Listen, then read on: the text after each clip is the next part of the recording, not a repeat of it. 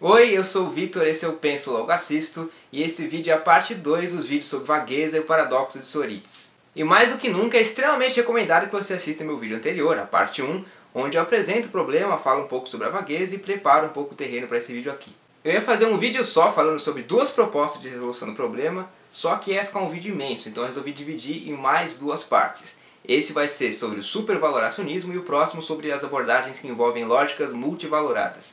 E eu já aviso que os temas desses vídeos envolvem questões às vezes muito técnicas e muito avançadas, de modo que eu só pretendo dar uma introdução em linhas mais gerais mesmo. Mas alguns conceitos mais técnicos são inevitáveis, mas eu vou fazer de tudo para tentar tornar tudo o mais acessível possível.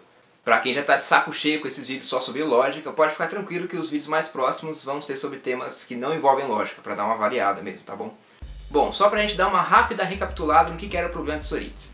É basicamente um problema gerado apenas a partir de características de termos vagos, como tolerar pequenas variações, e de algum caso bem estabelecido de algum termo vago, que não contém controvérsia, não é um daqueles casos limítrofes, como por exemplo, uma pessoa de 1 ano de idade é criança. E que nos levaria a conclusões absurdas, como por exemplo de que qualquer pessoa com qualquer número de fios de cabelo na cabeça seria um careca, ou de que alguém com qualquer número de anos de idade seria uma criança. E o problema pode ser apresentado em forma de argumento de diversas formas, que parecem ser todas igualmente válidas, usando só regras de inferência consagradas como o modus ponens.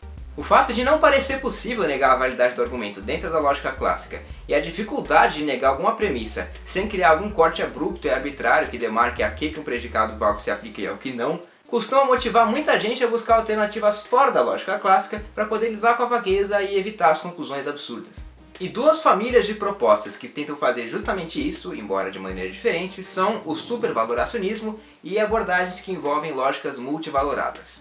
Esse vídeo aqui vai ser sobre o supervaloracionismo e o próximo sobre as lógicas multivaloradas. Bom, em linhas muito gerais, o supervaloracionismo é uma família de propostas que usaria para lidar com a vagueza uma lógica não bivalente, que preservaria ainda assim características da lógica clássica, mas que admitiria lacunas de valor de verdade.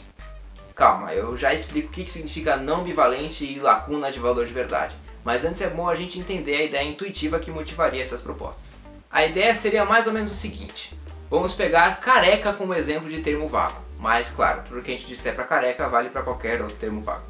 Existe certo grupo de pessoas para as quais é simplesmente verdadeiro dizer que elas são carecas, sem controvérsia. Do mesmo modo, existe um outro grupo de pessoas para as quais é simplesmente falso dizer que elas são carecas, ou verdadeiro dizer que elas não são carecas. Mas existe um outro grupo de pessoas que estaria no meio, os chamados casos limítrofes, que se encontram em certa fronteira entre a aplicabilidade e não aplicabilidade do termo, para as quais não é verdadeiro dizer que elas são carecas, mas também não é falso. Simplesmente não há nada nas regras de aplicação do termo careca que nos permita dizer se esses casos se aplicam ou não. É como se eles estivessem indefinidos. Até aqui parece bem plausível. Termos vagos, como careca, serviriam no fim das contas só para a gente poder separar de uma maneira mais geral e grosseira elementos entre grupos quanto à aplicabilidade ou não aplicabilidade do termo. Isso é, os carecas e os não carecas. Mas não é como se esses termos servissem para a gente entrar em mínimos detalhes e separar de maneira exaustiva todos os elementos entre grupos. O supervaloracionismo surge então para elaborar uma semântica que capture bem essa ideia intuitiva sobre a vagueza. Como não há nenhuma regra de aplicação dos termos vagos que nos diga se eles se aplicam ou não para esses casos limítrofes, em certo sentido, caberia a nós dar um parecer para resolver essa questão, deixando os nossos termos mais precisos. E haveria inúmeras maneiras diferentes de fazer isso que seriam igualmente permissíveis. Por exemplo, alguém poderia postular que alguém é criança até 12 anos e 5 meses de idade, ou até um dia antes de fazer 3 anos de idade. Poderia estipular que alguém é alto se tem 1,85 m de altura ou mais, e etc. Essas maneiras de resolver a indecisão ou deficiência semântica levantada pela vagueza, por meio de uma divisão mais precisa, um corte abrupto entre aquilo que um termo se aplica e aquilo que não, é chamada de uma precisificação. E quais precisificações seriam admissíveis? Bom, essa é uma excelente questão e existe certa controvérsia, mas em geral se exige apenas duas condições: que elas mantenham o veredito sobre casos onde não há controvérsia, como alguém de 3 metros de altura é alto ou alguém de 5 anos de idade é criança, e que respeitem certas relações, como se alguém é mais alto do que alguém considerado alto, esse alguém também é alto, e alguém tido como alto não pode ser também tido como baixo. Essas últimas relações são chamadas de conexões penumbrais, que são relações verdadeiras que se dão nessa zona de penumbra gerada pelos casos limítrofes. Bom, para entender como que os supervaloracionistas estabelecem a verdade de sentenças, ou proposições, como você preferir, a gente precisa entender dois conceitos fundamentais, o de superverdade e o de superfalsidade. E é bem simples. Uma sentença é super verdadeira se e somente se ela é verdadeira de acordo com todas as precificações. De modo análogo, uma sentença é super falsa se e somente se ela é falsa de acordo com todas as precificações. E se uma sentença for verdadeira segundo algumas precificações e falsa segundo outras, então ela no fim das contas não é nem verdadeira nem falsa, seria algo como indefinido. Assim, pelo menos de acordo com as propostas mais comuns de supervaloracionismo, superverdade e superfalsidade fazem o papel, respectivamente, que verdade e falsidade fazem na lógica clássica. E as sentenças sobre casos limítrofes estariam simplesmente em uma zona de lacuna de valor de verdade. Ah, só por curiosidade, o subvaloracionismo, que é aquela posição que eu chamei de irmão gêmeo do mal do supervaloracionismo no vídeo passado, defende que na verdade haveria um excesso de valores de verdade nos casos limítrofes. Por isso é o oposto.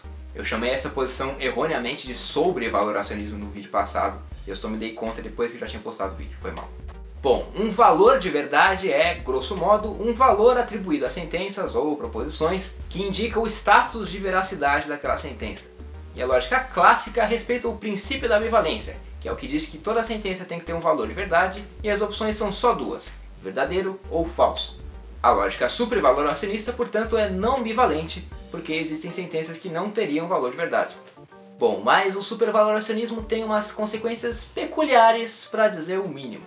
Por exemplo, a de admitir que disjunções podem ser verdadeiras, mesmo que nenhum disjunto delas seja verdadeiro. Uma disjunção é uma sentença envolvendo ou, tipo P ou Q. Um dos símbolos para o ou é justamente esse Vzinho aqui.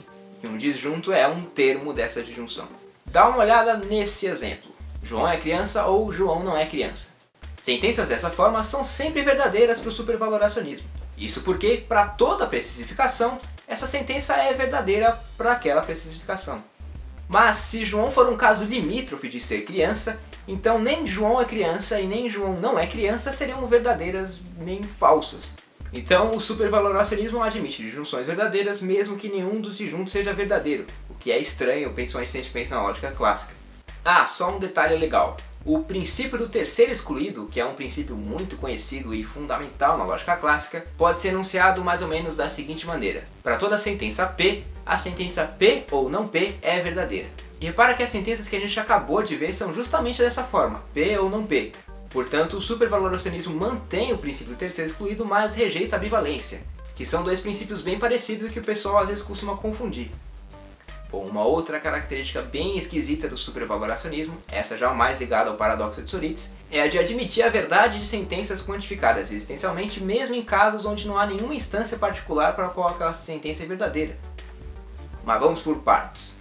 Lembra da segunda premissa do argumento de Soritz na forma de indução matemática? É aquela que tinha o quantificador universal e que a gente iria da seguinte forma. Para todo n, se alguém com n número de fios de cabelo na cabeça é careca, então alguém com n mais um número de fios de cabelo na cabeça também é careca. A negação de sentenças desse tipo é logicamente equivalente a sentenças desse tipo. Esse e, ao contrário, é o quantificador existencial, e a gente lê coisas desse tipo da seguinte maneira. Existe um n tal que, se alguém com n fios de cabelo na cabeça for careca, alguém com n mais um fio de cabelo na cabeça não vai ser careca. E é intuitiva essa equivalência. Negar que algo valha para todos os elementos de algum domínio de discurso é logicamente equivalente a dizer que há pelo menos um elemento desse domínio de discurso para o qual aquilo não vale. Mas aí é que vem a parte louca. Pessoas supervaloracionistas concordam com essa equivalência, mas elas mantêm que sentenças quantificadas existencialmente podem ser verdadeiras mesmo que não haja nenhum elemento específico para qual aquela sentença seja verdadeira. Isso significa que uma sentença como essa aqui pode ser verdadeira mesmo sem haver nenhum número específico de fio de cabelo para qual ela seja verdadeira. Isso porque, para todas as precificações, essa sentença de dentro é verdadeira de acordo com aquela precificação, porque toda precificação admite algum corte abrupto.